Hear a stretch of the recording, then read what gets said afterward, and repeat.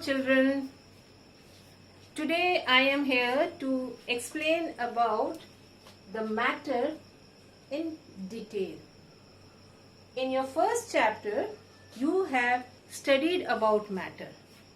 Matter, anything which has mass and occupies space. And you have studied that matter, we can also call it as substance. Matter, one method of further dividing is their state, in which state they exist. It can be liquid, solid or gas. One more way of dividing the matter is based on their composition, and accordingly we can divide them as pure substance and impure substance. Pure substance. Generally in our daily life we use this word pure. We should drink pure water. We should eat the food which is pure. We should breathe the air which is pure. What do you mean by this pure? Pure in our everyday life means that the thing without adulteration. There is no impurity in it. When we say pure ghee means it has only the ghee. But actually in the term of science, pure ghee is not pure. Air is not pure because it is a mixture of many things. Many components are present together to form air or the ghee. But when we say in our daily life, it is just means that it is free from adulteration. So what is pure substance then? Pure substance means the substance which is made up of only one kind of particles. The particles can be either of one atom, one kind of atom, or it can be more than one kind of atom. But when they are present in the form of only one type of particles. Pure substances can be divided into elements and compounds. The name element was given by Lavoisier. According to him, he said that element is the basic form of matter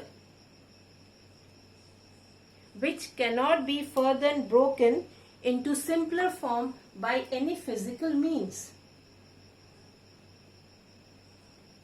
Or in other words, we can say that the elements are the pure substances made up of only one kind of atoms. For example, if I say iron nail, if you break it, the smallest part, if you see, all the atoms, all the particles are made up of only one type of atom, and that is iron. Let us take another example. Aluminium foil which we use. Aluminium foil, if you see, each particle is made up of only one kind of atom, and that is aluminium. So such substances which are having only one kind of atom, they are called as elements. Till today, we are knowing about 118 elements. Out of 118 elements, 92 elements are found in the nature. Nature means in water, in land and in air. These different type of elements are found. Rest 26 elements are made by man. So they are man-made elements. So altogether we are knowing about 118 elements today. These elements They exist in solid, liquid and gaseous state. But most of the elements are in solid state. There are 11 elements which are found in gaseous state. 2 elements, they are in liquid state, and they are mercury and bromine. 2 more elements, gallium and cesium, they can be in liquid state if the room temperature is little high, that is near about 303 Kelvin. So if we talk about the element on the basis of the state, they are solid, liquid and gas. But if we talk about the elements on their composition basis, then they can be divided into 3, that is metals, non-metals and metalloids. Metals are all solid, except there is an exception, mercury. It is a metal but it exists in liquid state. Rest all are solid. They are hard. They are very hard, but again there is an exception, like sodium and potassium. They are soft and even you can cut it with knife. Metals are shiny, that is lustrous. They are malleable, that is can be beaten into sheet. That is why we are getting the aluminium foil, iron sheet, copper plates. These are the proof that the metals are malleable. Metals are ductile. We have the wires. Ductile means we can draw them into wires. Copper wire, aluminium wire, iron wire. So these are all metals. Metals are sonorous. Sonorous means which can produce ringing bell. And you know the bells, they are all made up of metal. Metals are good conductor of heat and electricity. That is why all the utensils, cooking utensils, are made up of metal. And the electrical appliances, they are also having metal. Example of metals: gold, silver, iron, zinc, aluminium. These are some of the examples of metal. Coming to the other type of element, that is the non-metal. Non-metal characteristics are just opposite to the properties of metals. Non-metals are dull. They are soft. Generally, most of the non-metals are soft. But you may be knowing that diamond is the hardest substance. And diamond is nothing but a form of carbon. It is a non-metal. But that is an exceptional. Then non-metals are non-malleable. Means you cannot beat them into sheet. They are non-ductile. You cannot draw wires out of them. They are non-sonorous. You cannot produce ringing bell in these non-metals. And of course they are bad conductor of heat and electricity. But again there is an exception. That is graphite, a form of carbon. It is a good conductor of electricity. Example of non-metals: carbon, nitrogen, fluorine, chlorine, sulfur. These are some of the examples of non-metal. Coming to next is the metalloid. Metalloid are those elements which are having some properties of non-metal and some properties of metal. So they are called as metalloids, and the example of these metalloids are boron, silicon, germanium, arsenic, polonium, like this. These are the metalloids. I hope you have understood about the element, which is a type of pure substance. Coming to the other type of pure substance, which is called as compound. Here the substance is made up of two or more type of atoms which are combined chemically in a fixed proportion. If I take the compound water, in water there are two different type of atom. One atom is of hydrogen and another atom is of oxygen. And hydrogen oxygen, it combines in the ratio of 1:8. It is a fixed ratio and forms the water. So in a one particle of water, what you will find? There are two different type of atoms which are chemically combined. These elements which have combined, they lose their property. Whatever property the element is having, that property is not there. Like you know, children, hydrogen is combustible and oxygen also support combustion. But when you combine these two elements to form water, water is an extinguisher. So you can see that the property has disappeared. A new property has come. One activity we can say that if you take iron and sulfur in two containers,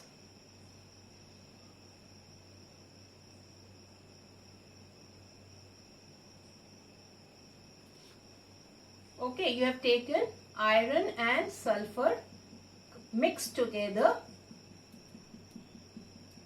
in the two containers and name it as A and B. Now heat the B container. If you heat the B container, you will find that this iron and sulfur, they become a black color substance. And this black color substance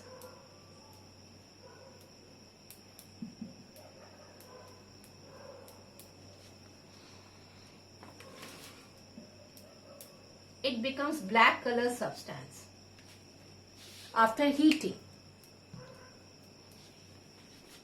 But this we have not heated.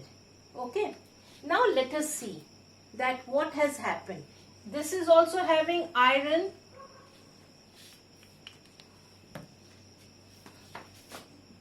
and sulfur. It is also having iron and sulfur. This you have not heated and this container you have heated. Now take a magnet and check the magnetic property, because you know iron are attracted by magnet. Now move the magnet on both the containers. What you will observe, in the A container, when you are moving the magnet, all the iron is separated because it is attracted by the magnet. But when you move the magnet on this container, you will not find any such thing happening. Means the iron is not getting stuck to the magnet. Why it is so? This is because when you have heated, a chemical change has occurred. The iron and the sulfur, they have combined chemically and form a new substance called as iron sulfide. It is a new substance, and iron, when has combined with sulfur, iron has lost its magnetic property. That is why when you are moving the magnet above it, it is not being attracted. So you can see that the properties disappears. The property of the element disappears when it reacts when it forms a new substance. Let us see one more thing. You add one acid. Any acid you can take hydrochloric acid, you can take sulfuric acid and add in both the containers. In this container, you will find that hydrogen gas is released.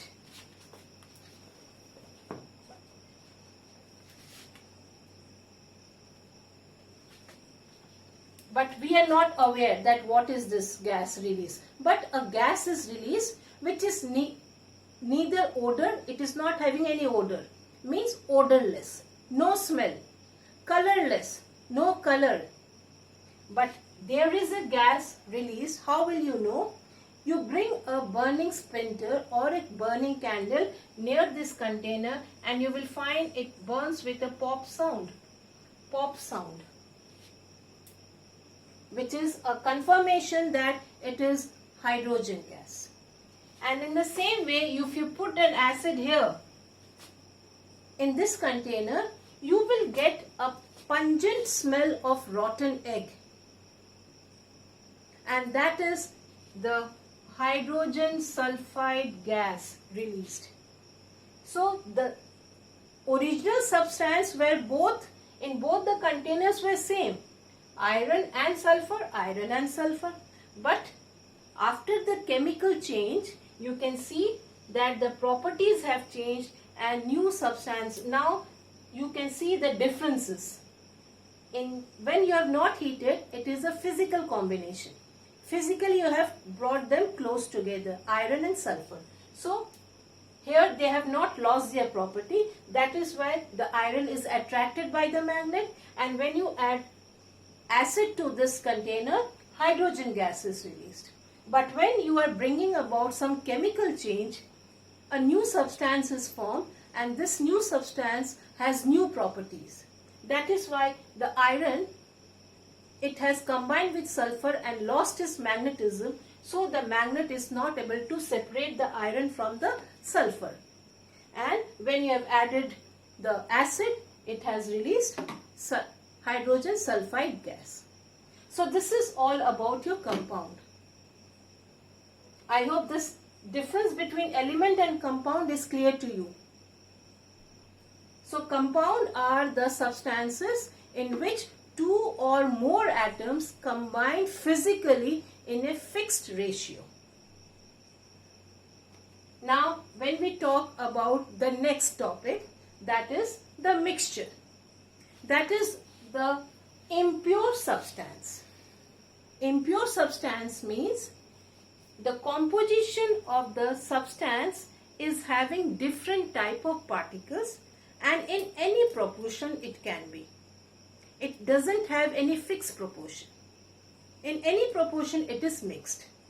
So they are called mixture, and the components which are mixed, they can be separated by various physical methods like evaporation, centrifugation, separating funnel, distillation, sublimation. These are some of the examples through which you can separate the components. But when we are talking about the compound, you cannot separate the components by any physical means. So here the mixture is very much different from the compound. Mixture is further divided into homogeneous and heterogeneous. In homogeneous, the particles are very small and they mix in the other component in such a way that you cannot separate their boundaries. That is why they are called homogeneous, or they are also called as solution. But in case of heterogeneous, because the component size are slightly bigger, so we have kept them in a separate category, that is heterogeneous. Further, it is divided as suspension and colloid, that you will study in the next session. I hope the topic is now clear, children. You have studied that matter can be divided as pure and impure, based on their composition. Pure can be further divided as elements and compounds. Elements on the basis of again the chemical composition can be divided as metals, non-metals and metalloids. And the pure substance where the atoms of different atoms are combining together chemically in a fixed proportion, it is called as compound. And in compound, the atoms or the element of the atoms which are combining, they lose their property and have some new properties when they form a new substance. And the other is mixture. So I hope that the topic of today is clear to you. So till the next session, thank you and goodbye.